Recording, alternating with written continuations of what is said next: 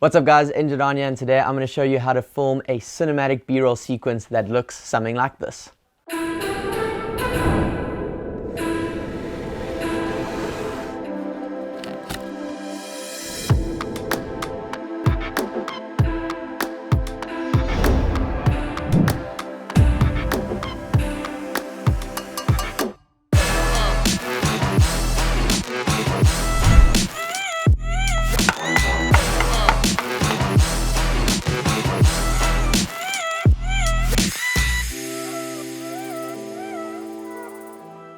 Okay, so we're here at Sports Republic. We're going to do a really cool B-roll sequence with these Osaka shoes I've got here. So I'm kind of just going to take you guys through the day, how I shoot, how I light, through my camera settings to what camera I'm shooting with and all of that. So just starting off, I've got the Sigma 40mm art that I'm going to be shooting with and the 20mm art. This is, at the moment I've got on here, is the 20mm 1.4, which I'm going to be shooting with to start, just showing the establishing shots and getting more of a wider aspect of the video. And then later on I'm going to be moving to the 40mm just for a little bit more of a tighter, closer shot.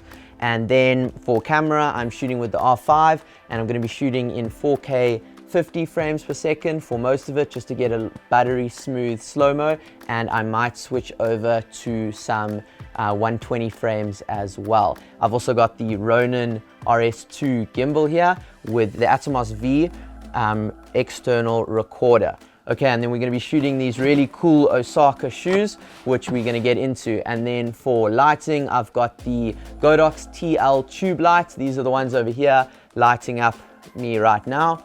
And as you can see, we've got them along here, as well as in the black, those blue lights over there. That is one of them as well. So that is what we're going to mainly be using today. So we're going to jump straight into the shoot. We've got Ricky coming on board, and he is going to be helping us out with the unboxing and being our talent for today. So let's jump into it. I'm going to be taking you through scene by scene, showing you how I light different scenes, and we're going to put it all together and see how it goes.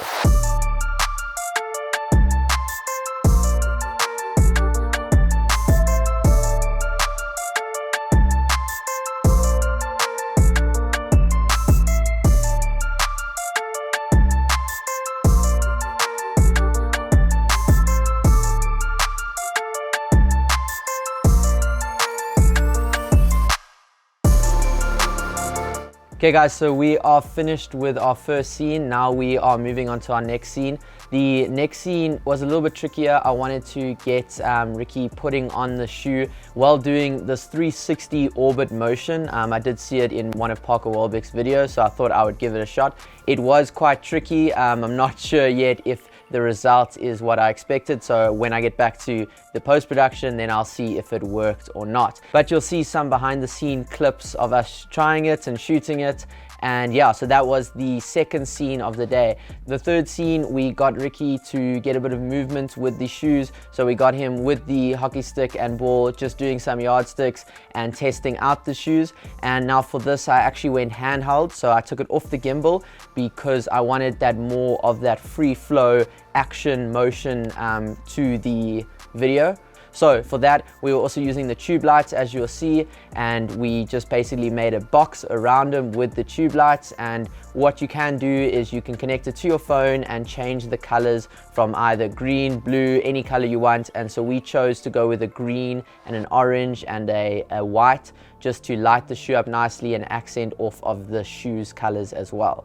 And lastly, for our last scene, we're just shooting the shoes by itself. So as you can see here, we've set up the shoes and we've been changing them around into some different positions, using these lights just to light up these shoes really, really nicely. Again, I've done some handheld shots and some gimbal shots as well. Always shooting, I'm shooting at around 50 frames per second. I did up it to 120 for some, and for the action shoe shots with Ricky doing some yardsticks, I did actually go to 25 frames a second to get that real quick motion and get a nice motion blur going as well. So for my camera settings, my aperture was between around 2.8 and 1.4, just depending on the light and the scene. and I wanted to open it up as much as possible to get that nice blurry background, which is going to create a more cinematic B-roll sequence. I was shooting on Canon log, and so the native ISO is 400, so I stuck to that. I might have upped it once or twice to ISO 500 or 600, but I try to keep it as low as possible. And then my shutter speed was double my frame rate just to get that nice motion blur. Also, thank you so much to Josh Bester for coming over and shooting some B-roll and shooting the interview. He's the man behind the camera today. We're gonna link his channel down below as well. Okay, so that about wraps up our video today. I hope you guys enjoyed this little walkthrough on how to shoot a cinematic B-roll sequence. If you want any more, please just let me know down in the comments below. Also, hit that like button and hit that subscribe if you want to see more content like this. Otherwise, we'll see you guys in the next video.